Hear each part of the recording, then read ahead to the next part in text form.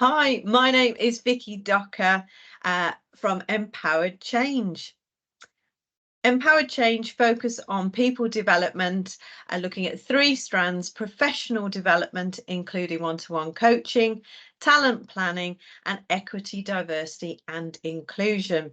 And in the business, I look at key areas around looking at your strategy as a business, doing diagnostic review, understanding your needs and challenges, and looking at what perhaps is having negative impact and how I can support overcome that with you. Developing business solutions that can close those gaps, be that designing or delivering workshops or training or facilitating sessions. And then ultimately, it's about empowering your people to deliver effectively so the business achieves the goals. So welcome to our next episode of our EmpowerCast series, Empowered Inclusion, Driving Change Together.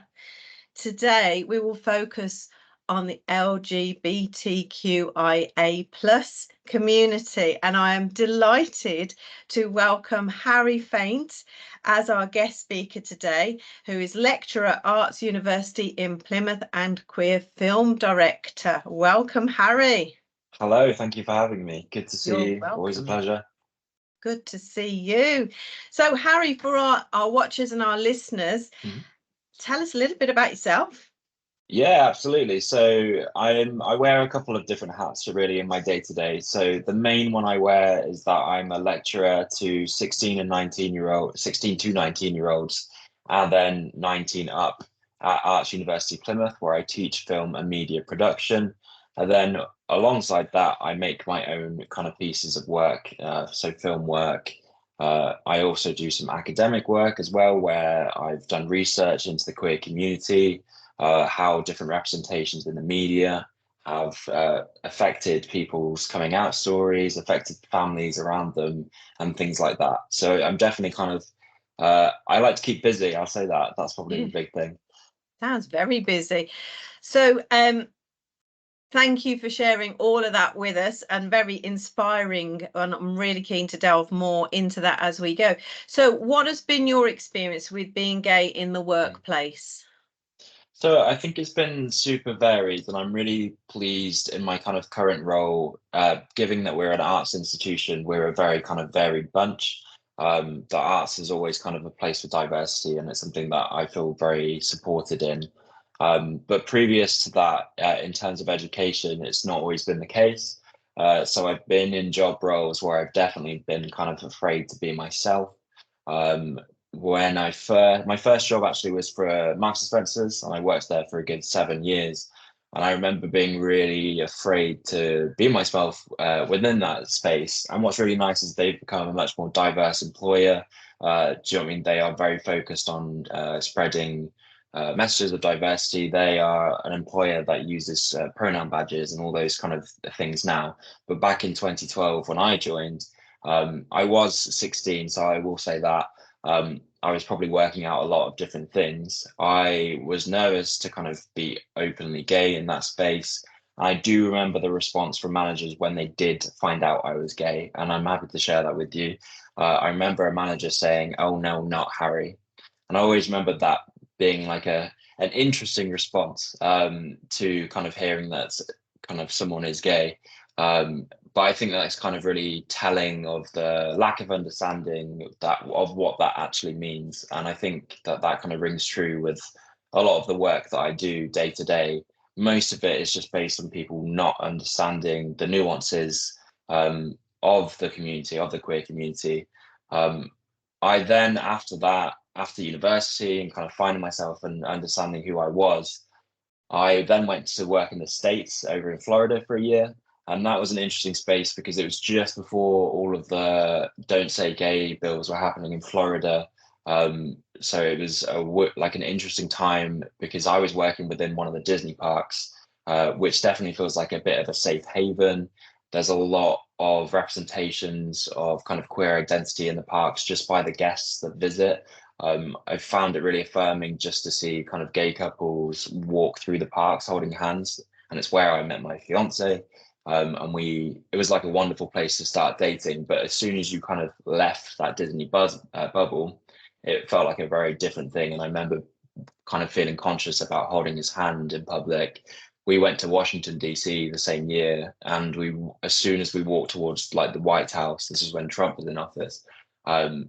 We just dropped each other's hands and we're like, we can't kind of be ourselves here. So I think that's really interesting with like geography and kind of those sort of things. But I think that's what made me then come back and be a teacher and make sure that all of the stuff that I didn't have at age 15, I was really kind of demonstrating in the classroom, from being so visible. And I think the big thing that I kind of hold up on my like day-to-day practice is that, one, I'm visible for those who can't be. A lot of people in the world are not able to be themselves for pure safety reasons. And two, who did I need at 15, and who do the 15, 14, 13-year-olds need as like role models? And that doesn't necessarily mean like I have to be the best person in the world. Like we're nuanced humans, we will make mistakes. But just to see someone who is queer, who is gay, who is happy, and who, do you know what I mean, is enjoying life rather than kind of the representations that I was seeing at that age. I just want to follow up on what you've just said there, about, being able to be yourself. What do you see as the cost with people that you've seen around you from the community, or even when you've had experiences? What's the cost to you, and what do businesses lose when they don't allow people to be them full selves at work? I think it's really interesting because it's not, I wouldn't say it's a measurable thing in any sense of kind of what do you gain and what do you lose from that. But I think from not being able to be myself in certain jobs, there's just this layer of apprehension and guard up. And I think no human operates the best to their ability if they're going through that process. So um, I think you just do better work if you are yourself and you don't have that kind of worry about what's going to happen if you, do you know what I mean, are yourself, or you talk publicly about your partner, or you dress a certain way. I know that like I'm writing a film at the moment which is all about the way I used to hold my hands and like the gestures and how concerned I was for doing this in public, in the front of having like a limp wrist. And I think like I've got my legs crossed right now, and those sort of things I just remember being so like caught up on as a teenager and in my early 20s. And if you're doing that, you aren't present. And it's kind of what I want my classrooms to be like, and I want my kind of seminars to be like. I want it to be a safe space, regardless of who you are, to be who you are, because then I think you do your best learning and you are able to kind of unpick and all of those kind of things that we all have kind of working against us, so that we can build a cliche but a very better future. Absolutely. And I love the fact that you're working with young people and inspiring young people. And I remember in one of your podcasts, Queer Reflections, listening to you talk about how you actually had the conversations with students. So it's interesting that you should even have to have that conversation with your students, that there should be any differentiator or conversation. But I love the fact that you're encouraging and open, from the podcasts that I've listened to. Yeah, I think that's really important because I mean we don't like education really in this country is until like you're 16 or 18, and then you're out in the real world unless you go to university. I feel like the majority of the stuff I learned about the world and learned about people and diverse people came from university, and not everyone wants to go to university or has that kind of opportunity. And I just think it's really key to kind of to allow the forum to understand how like wonderfully diverse this kind of world is in terms of gender identity, in terms of sexuality, in terms of all of the things that are kind of within law protected under protected characteristics and the Equality and Diversity Act. But I think the kind of progression focus kind of in my mind has always been about kind of laws and things like that, and I totally like it. It's amazing that I can get married and all those kind of things. Like, I understand that law is a big thing to fight for, but just because things like marriage equality got passed doesn't mean that, do you know what I mean, homophobia is no longer a thing. I think there's a famous I can't remember her name, and I'm really annoyed at myself for it, but there's a famous lesbian lawyer who was really active in the 70s in New York, and she said that the true kind of win for civil rights and for the gay movement and the queer movement is about uh, like in the heart of people, and it's about kind of the beliefs that actually, do you know what I mean, we're not this like evil agenda thing, like we are people. So yeah, laws are great, but I think it's about offering those kind of actual human representations, and I get to be one day today. Yeah, absolutely. Inspirational. Mm. You've talked, well, I mentioned it at the beginning when I introduced you about being a queer film director, and you've also talked about queer representation. Mm. And your podcast series is called Queer Reflections. So you use that term. What Mhm. does it mean, and why do you choose to use that wording? Yeah, so when I started Queer Reflections, actually, I did get a lot of kind of backlash about the use of that word, specifically from kind of gay cisgender men. So cisgender, where an individual's assigned the gender that matches with their sexual characteristics at birth. Um, because that they have had that term used against them as a derogatory term, and I totally understand that, and I acknowledge that that's not a nice thing. For me, I've grown up within the world of kind of film academia, and we've always looked at queer cinema as like a broad uh, kind of course of study and exploration of gender and sexuality and how that's been represented within film and TV and so forth. Um, it's only recently that I've started to kind of consider myself queer, and I think I really like the term because it's more inclusive and it's less fixed. And I think I personally, yes, I'm a gay cis man, but my experience of gender is ever evolving, and my experience of kind of masculinity and femininity is very different to how my fiance experiences it. And I think that it, for me, it promotes this idea that actually gender is a much more complex thing and a much more playful thing. It's a joyous thing, and I really like that celebration. So I think the reason I use queer is to kind of one, not kind of fix myself to one thing all the time, and like it feels very fixed to introduce myself as a gay man. Sometimes I like the term queer because I feel like it's more me. um but yeah, I totally recognize to some people it is seen as offensive, but it's definitely something that people are reclaiming as we go forwards, which I'm really excited to kind of see how it's been used, and it's always being reclaimed as well. I mean, it's 25 years today since Queer as Folk by Russell T Davies came out, the like famous Channel 4 TV program, and I mean he was reclaiming it 25 years ago. So like I just think it's a wonderful word. Yeah. Lovely. Thank you for explaining that. No, it's okay. What would you suggest from your experiences that businesses can do to be more inclusive of the LGBTQIA plus community? So I think we're in a really hard position. And I think it's because really we've been let down by education in this country because of things like Section 28. So Section 28 was a law that was passed in the 80s. Basically, there was a rise in kind of gay rights movements in the 80s, and the right-wing government put a law out called Section 28, which prevented the promotion of normalization of homosexuality in schools. So if you were a gay kid and you attempted to talk to your teacher about this, they could not talk to you about it, and for like fear of being prosecuted. And what that did was like remove all kind of gay discussions from school.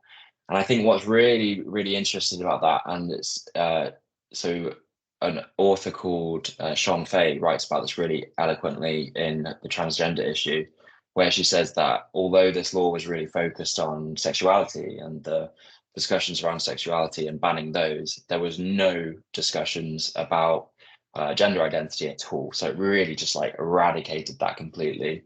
So I think because of that, and those laws were repealed in 2003 in England specifically, it didn't mean, like I just said about kind of marriage equality, that on the next day that all of a sudden teachers are like, yeah, we can talk about this. So I mean, we are ready to talk about this.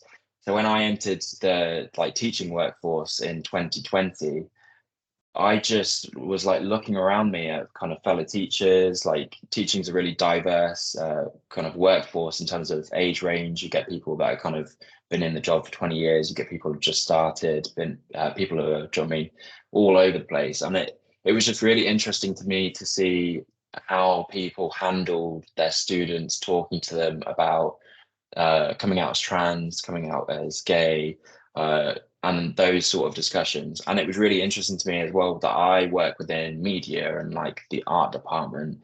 And I've worked in institutions where they have maths and science and things like that. And those conversations are really different depending on department too. Um, so I think we're in a really kind of in an exciting area because like there are people like me, I know other kind of queer teachers, trans teachers, gay teachers that are now able to kind of lead those discussions. Like when I first started teaching, I then delivered all of the kind of LGBTQIA content to my institution and said like these are the conversations, these are the definitions, this is how you handle someone coming out to you, all those sort of things. And I was able to kind of really take it from a kind of a personal place, given my experience, but also try, and this is where I'm really excited about the work I do, is that media is such a big thing. We all have kind of a really like deep access to it. And all of us kind of remembers the first time that we saw a queer representation on TV. So kind of starting there, I think is really exciting. So yeah, to circle back to your question in the long way is that yeah, I think businesses are in a hard place because they need to provide the education to kind of foster those conversations, and they kind of need to look at what schools are doing or uh, to kind of foster those is to provide safe spaces to kind of upskill on language, upskill on kind of identity across the board as well. It's not just gender and sexuality, it's kind of conversations about race, religion. We've been really kind of drilled in this culture of it's better not to say anything. That sort of like, I'll just don't bring it up and it'll be fine. And I don't agree with that because I think that that just breeds more ignorance and breeds kind of more confusion. So I think we're really lucky to be in a kind of place and time where people who are queer in their workplaces are feeling comfortable to kind of being the advocate. But then again, there's this kind of worry that that's actually a quite a big toll to kind of undertake if you are that individual in a workplace. So we need to look after ourselves too. So yeah, it's just about kind of creating these spaces. So things that businesses could do would be like training their managers about, as you say, the things that they could say and Mm, how they could encourage and support, how can they and understand some of the language. And that brings me on to the point about, mm, LGBT, I'd heard that many times, mm, and then it's sort of progressed now to be mm, LGBTQIA plus. So what does mm. the QIA, well, the Q, we've talked about that in terms Yeah. of queer, but the IA plus, what does that stand for? What does that mean? Yeah, yeah, definitely. So yeah, you're right. For many years, the focus was LGBT plus, and that's kind of where that acronym ended. But yeah, as we become more inclusive, it's grown. So yeah, Q meaning queer, to kind of encapsulate all of that, or questioning, which I think's an interesting one as well. Like if you are part of the community, if you don't know where you fit, and that's like part of the process, and I think that's really interesting. I stands for intersex, and this is more about kind of biological sexual anatomy. So the way I describe it to my students is that I think there's like 7.5 billion people on this planet. And then I break it down into like when we think about male sexual anatomy and female sexual anatomy, and there's like a spectrum in between. Someone intersex maybe experiences both sexual anatomy or kind of a varied sexual anatomy. And what often happens to these people is that they're assigned a gender at birth. So that's usually a discussion between parents and doctors. And I'm also well aware that, like, I'm a gay cis man, so I don't have much knowledge on this subject. So if I am slightly off, I apologize.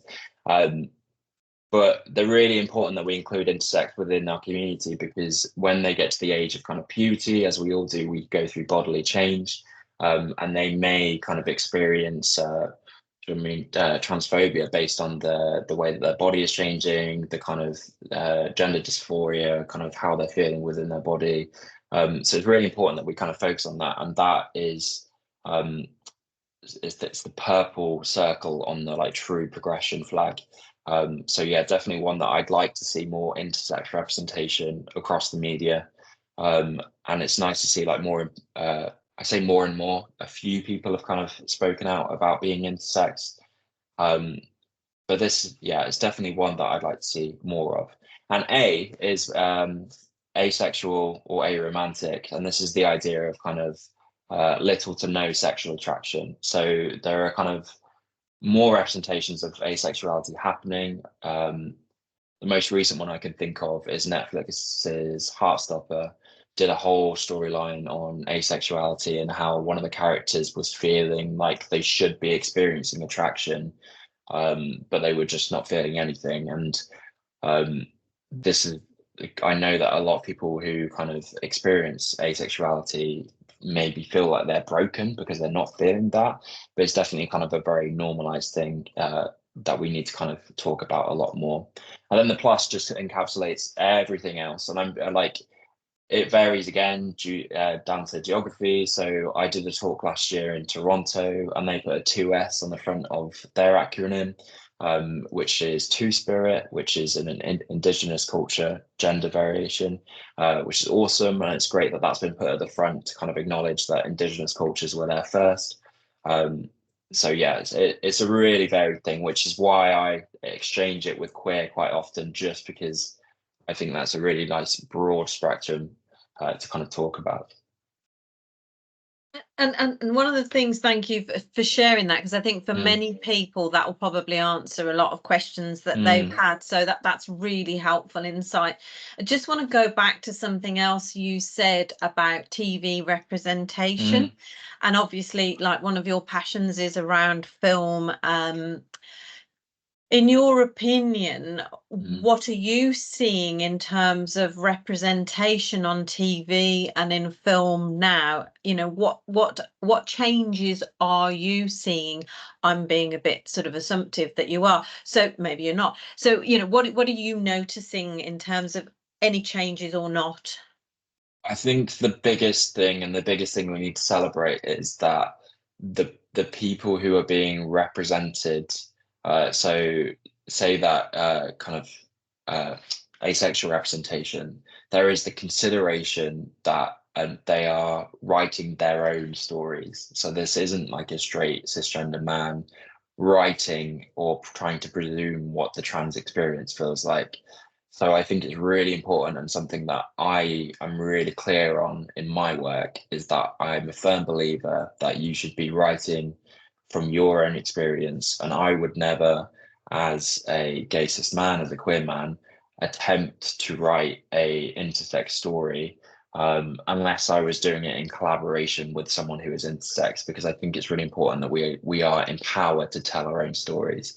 So that's really been the benefit of kind of streaming cultures and the way that TV is kind of diversified. I spoke to my students the other week about how I really Netflix kind of came at the right time for when I was 18. It became like a big thing because there was a really varied queer representation starting to kind of happen on Netflix, and that wouldn't happen on terrestrial TV. So I think that's something that I carry forward, is that I want to write stories that are really resonant with my experience. And then in my kind of production company, we are kind of seeking to provide others the opportunity around the southwest of the UK to tell their own stories. So that's probably the biggest change for me. Obviously, we still have some cases of people choosing to kind of tell a gay story because it maybe gets more funding, which is, do you know what I mean? Because people are looking for those stories, it is like a tick box activity. But I find that quite paper thin, and I think it's really noticeable when someone kind of does that process. So I think you can do it, and I'm not saying that like I don't want people to think that it's like you have to write your own story and that's that. But I think a lot more care has to go in to try and represent someone else's experience. So empowering them to tell their own story is really, really important. We're all about empowered here. Mm-hmm. So I think it would be remiss of me not to give you the opportunity of talking about your recent film that you directed. Yeah. Tell us a bit about that. Yeah, so I have currently I've just finished King Henry, which you've watched, Vicky. I have. It's Yeah, fabulous. so it was about my own experience at 16 at prom. And I was really lucky to be supported by the charity I volunteer for, It Gets Better UK, and the university that I studied at, Falmouth University. And we also did a crowdfunding to kind of get it off the ground as well. Basically, it's a fictionalization of what happened on my prom night, so it's much more dramatic than what actually happened on my prom night. But myself and my boyfriend at the time were both nominated prom king and queen at that time, and the school, the like teaching board, basically cancelled the vote because they saw it as a homophobic bullying incident. And I found that frustrating at the time, but now that I'm a teacher and now that I'm a lot more kind of aware of what teachers go through on day to day and things like Section 28, I think that was really telling of the youth being in a really kind of accepting space, but the kind of older generation or the teaching generation not knowing how to handle that and therefore seeing it as like a safeguarding issue. So my friend who I met on my master's at university asked to write it. We went through an entire writing process. And then, yeah, we got to the point last year where we wanted to make it. So my New Year's resolution last year was to make it. We raised the money and shot it last August, and it is now about to go on its festival kind of journey. And because we got funding from It Gets Better UK, they are kind of releasing behind the scenes footage, interviews with kind of people on set. We wanted to make sure that we were really kind of inclusive and diverse set. It was a very strange experience to be in a school during summer. It put us all in a very strange mindset and reflecting on kind of what it was like to be 16. So yeah, if anyone is interested, go check out It Gets Better UK and delve deeper into what King Henry is. And I hope you do go see and watch it. Can people watch it, or when can they watch it, if not now? So I would definitely say the best way to kind of find updates is by the Instagram @KingHenry_short. At some point, yes, I would like it to be a lot more widely available, but due to kind of festival processes, it's not like wildly shareable at the moment because there's like premiere status rules and all these kind of things. But yeah, I know that part of the way that we designed the film was so that I could take it into schools as well and use it as like a teaching resource around kind of Section 28 and having these conversations in the classroom. Brilliant. You mentioned It Gets Better as a charity that part funded this. So yeah. What's that all about? So I think my favorite thing about It Gets Better and It Gets Better UK specifically, the kind of branch that I volunteer for, is that we're not necessarily a charity that focuses on providing, services in the sense of like health kind of directions for healthcare and things like that. Our main focus is providing a visual kind of tangible representation of queer people in the future for teenagers and young kind of LGBTQIA individuals who may be struggling. And I think the reason I wanted to get involved so much with the charity was because I was 15, 16 when I first saw their first video, because they launched in America in the early 2010s. So when the charity started in the UK, I had my eyes on it, I know I want to get involved on that.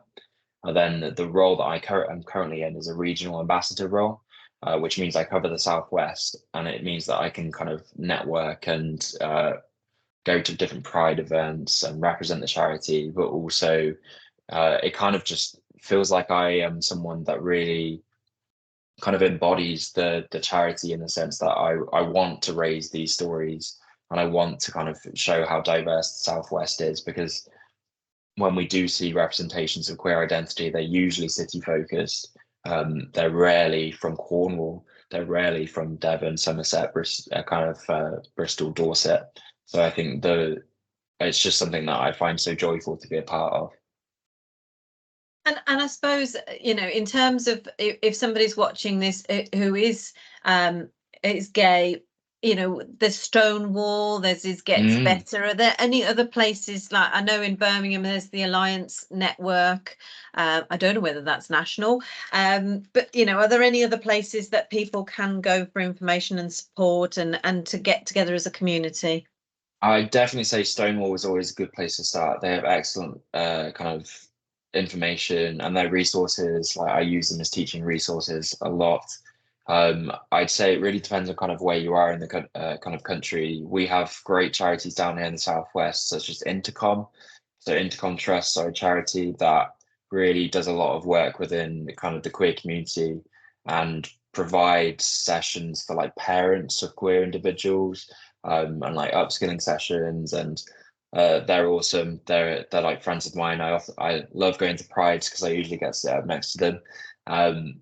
But yeah, I'd honestly just say there's such a vast amount of different kind of information. So we're very lucky with the internet. I know the internet is kind of often seen as a negative thing, and there are kind of negative spaces, but I would definitely just direct you to places like It Gets Better UK and say, go from there and seek out those kind of positive messages, because it's cliche, but it will get better. It's easier to be Yeah. it becomes easier to be you, and you end up surrounded by people who know who you are and love who you are, and yeah, life gets a lot better. Brilliant. Thanks, Harry.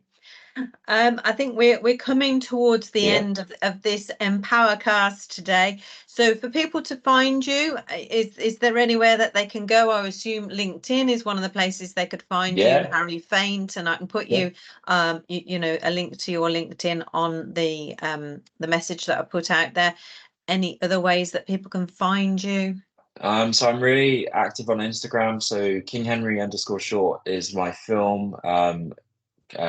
Then there is also my kind of professional Instagram, which is at That Wicked Harry, which is where I kind of do all of my educational kind of focus plus my film work.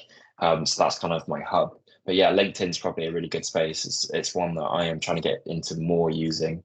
So yeah, those are the two spaces, I'd say. Yeah, brilliant. Okay, thank you so much. No, so thank you. You've given us loads of information to think about, and hopefully those people watching this or listening to this as businesses or individuals have got some real understanding and education today of things that they can do to be more supportive from a community. Is there anything else you want to say today, Harry, that you haven't had chance so far to say? I think probably the biggest takeaway for me is just to interrogate yourself as well when you're kind of reading this information and kind of thinking about the queer community, and thinking about how you act from a day-to-day, and maybe how that impacts others negatively, and what you can do to improve, because I really think it does start with you, and then you can be that kind of moving force going forwards. So yeah, I think if you don't know, that's okay as well. Don't feel shame for not knowing. That's totally normal. Just kind of read up on it and ask questions. That's all. That's how we work. It's about empowering yourself as much as anything. Yeah. And asking for support, Good. Yeah. Okay. Harry, thank you so much. Thank You have been brilliant, and loads of informative information in there and brought it to life brilliantly.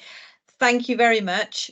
So we'll bring this EmpowerCast episode to a close today. If anybody wants to find out more, then do get in touch with myself, Vicky Docker from Empowered Change. And thanks, Harry, again. Thank you.